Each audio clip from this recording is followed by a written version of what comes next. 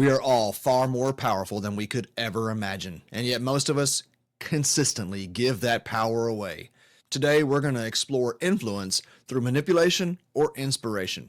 And I want to challenge you to explore in your life where this shows up. I'm so grateful to have you here with me, and I'm so grateful to get to spend this time with you. And if you'll give me just 15 minutes, we're going to explore this very important topic in a way that maybe you've never considered it before.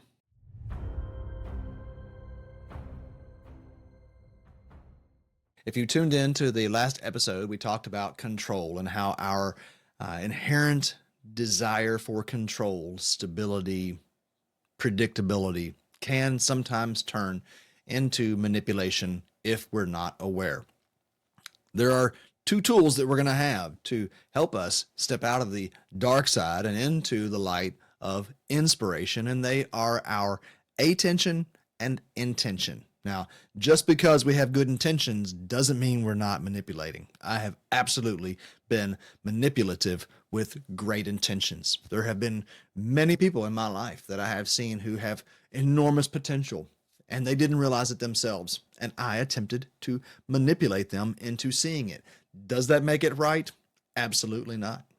So let's think about what manipulation is, right? Manipulation is influence that overrides someone's sovereignty, free will, or conscious consent, let's say, right? On the flip side, there's inspiration. Inspiration empowers someone's sovereignty. It empowers someone's own way of seeing the world and unique expression of the spirit or the light within them. Actually, the origin of the word inspiration means to be influenced by a god.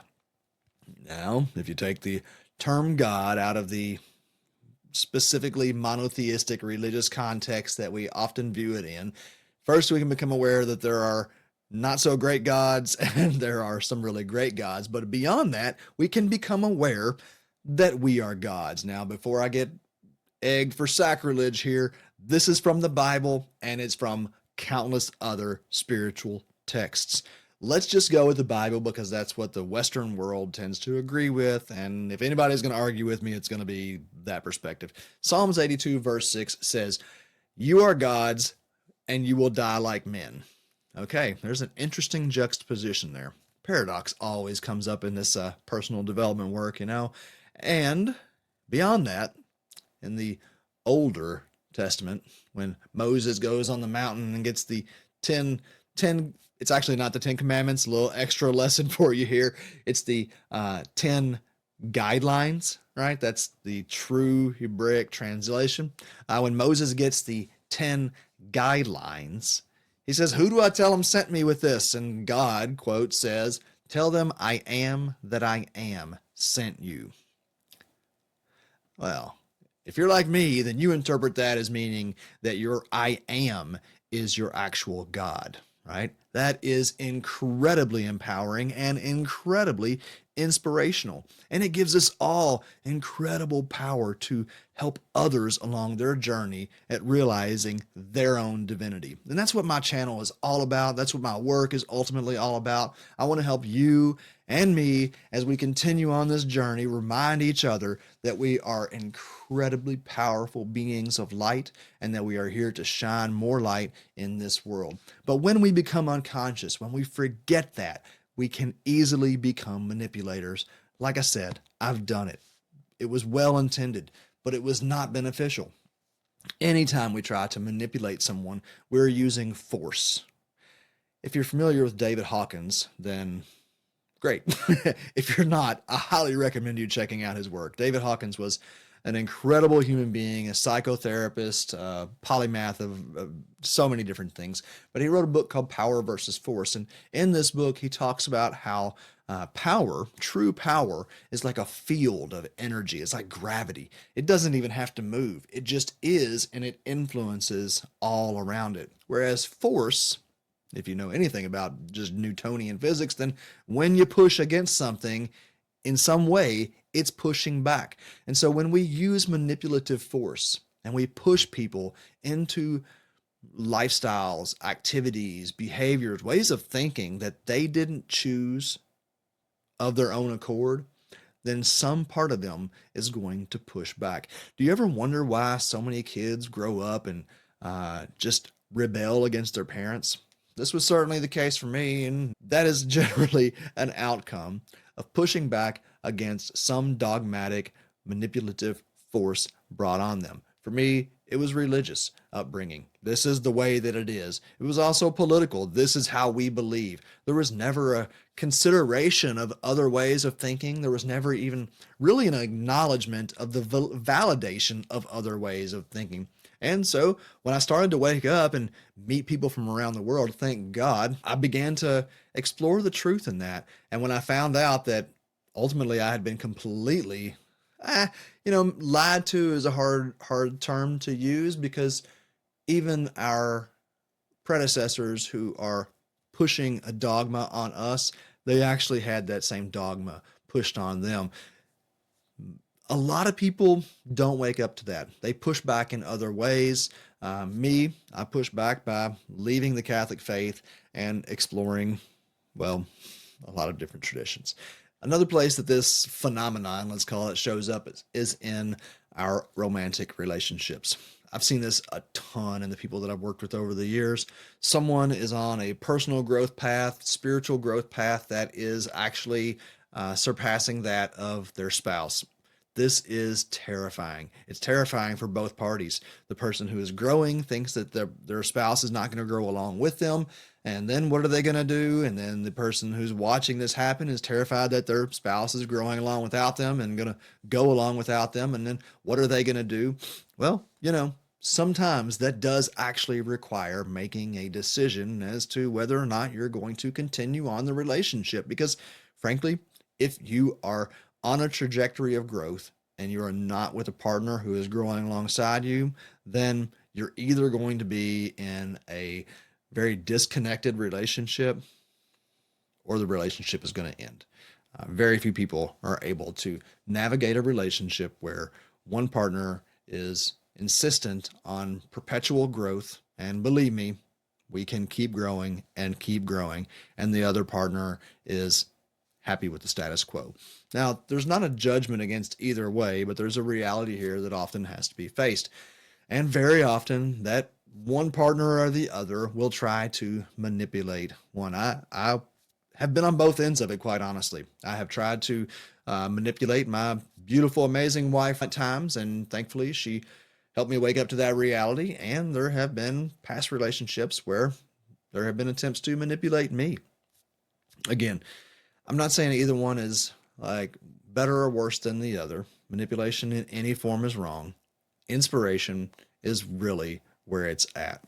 Now, one of the things that I've learned in working with folks over the years is that what we find in our shadows when it's finally brought to light can become incredibly powerful. Let's say that.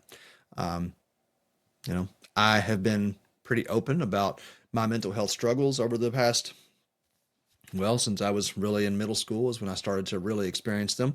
And in about 6 years ago is when I really started to wake up to the depth of which they were affecting my daily life. Again, thanks to my wife. And I hope you have someone in your life that will compassionately help you become aware of your blind sides, because we all have them. She didn't do this manipulatively, though. She did it through inspired action, through direct conversation, which was incredibly powerful and valuable. And those that I've seen through the years who have had their own mental health challenges of different types, one of the things that we find out is that these limitations as they seem eventually become the very thing that allows us to help the most people. We actually manipulate ourselves, I guess is what I'm trying to get at here. What does that look like? How can that be? So for me, it's always fascinating to me that I helped so many people through their own mental health challenges without acknowledging that I was having my own. I ultimately, to be honest, I just thought I was like, I'm going to be honest here. I just kind of thought I was an asshole. I thought that I just like had a skewed perspective and that I was selfish.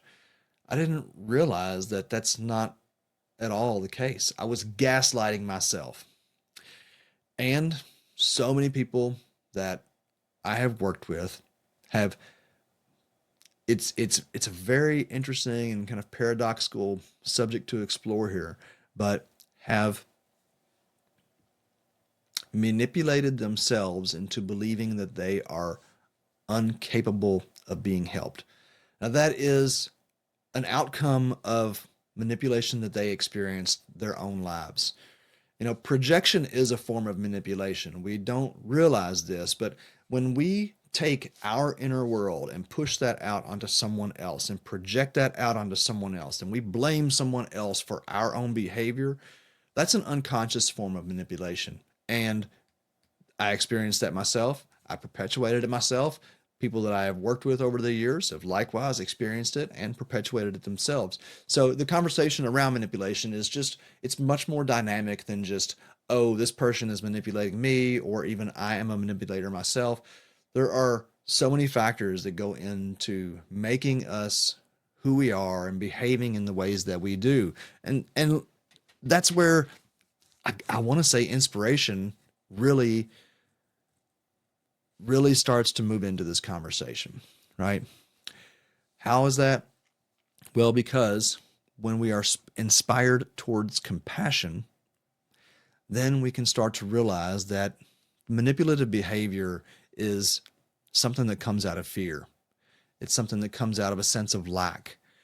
You ever see those people who they just like they hug everybody. They're just like, oh, like let me give you a hug. Let me hug you. And it seems like on the surface, like, oh, this person's really, really loving and really kind to other people. And then as you spend more time with them, you start to realize that it's actually an insecurity and that they are doing this in a way to unconsciously manipulate others into showing gratitude or feeling love towards them so that that person actually feels better about themselves. It's it's it's not bad per se, but it's this concept of giving in order to get. And that's just, I want to express how subtle this comes up and how it really requires us to be compassionate for others and ourselves. And the thing about inspiration is that it takes time, and sometimes people will not be inspired. As a matter of fact, I think that something that's just a reality that those of us who are truly on a growth path have to realize is that if someone's not on a growth path, then you're not going to be able to bring them along with you, most likely. Your inspiration may, in time, light some fire within them where they choose to step into more proactive, conscious behavior. And that's always the hope.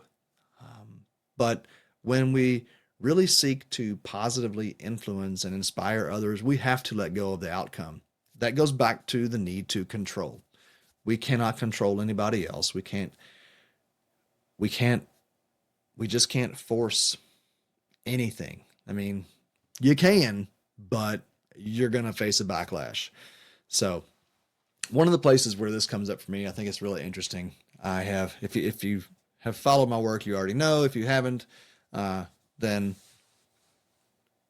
just speak to it a little bit. 2013, my wife and I had already started the concept, but Courtney came along and we and helped so many ways to start the world's first sacred mushroom retreat in Jamaica.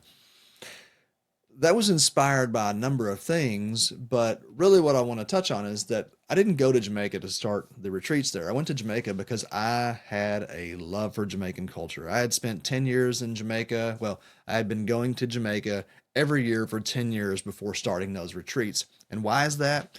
Well, it's because when I was maybe 11 years old, I saw an image of Bob Marley and it inspired curiosity. And then I started looking into who these people were and the Jamaican culture. And I was like, wow, these people are really cool, right?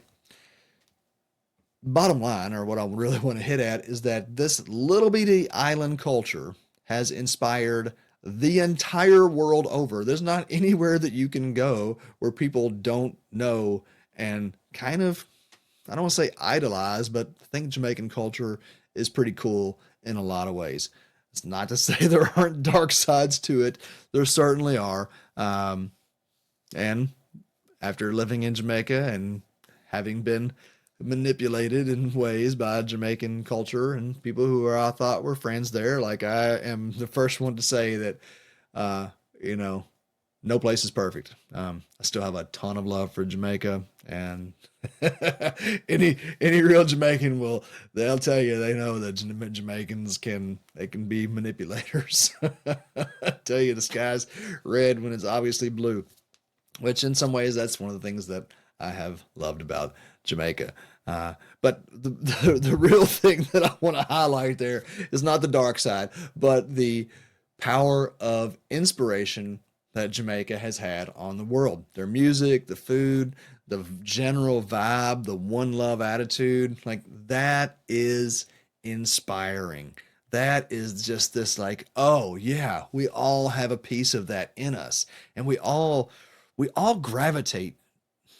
Ugh, it's tough to say, but we tend to gravitate towards things that inspire us. It doesn't mean that we're all going to have the stick with itness to stay around because, you know, inspiration comes and goes, but it requires us having a heart committed to the light ultimately. If that inspiration is going to become embodied and therefore inspire others, which is entirely what I hope to do. So I don't know. This conversation, I have recorded this thing a dozen times and probably more like 2 dozen times. And I want to put content out as a commitment to myself and as a commitment to you and an inspiration to myself because, yes, we have to push through the discomfort. And as much as I have done interviews and public conversations, oh my goodness, this is some of the most uncomfortable and empowering content that I've created. So if it's in any way inspiring to you, or if you find it just like, you're just like, all right, man, at least this guy's getting out there and doing the thing that is really uncomfortable, then give it a like, give it a comment, say something, even feel free to share. I have a feeling because one of the things that I know about doing content over the years is that it evolves. And so I know that this is what, episode 4, I think. So if I stick with it and we are here next year, it's going to look very different. And I'm I'm already excited for that, but I'm also very grateful to have spent this time with you. And if you have stuck it here with me, then, well, I hope you found some inspiration to at least maybe explore ways that you have been manipulated or are a manipulator, or ways that you can escape from that through your attention, to be an inspiration to others, to be inspired by others, and continue to share the light in the wider world. All right. Thank you so much.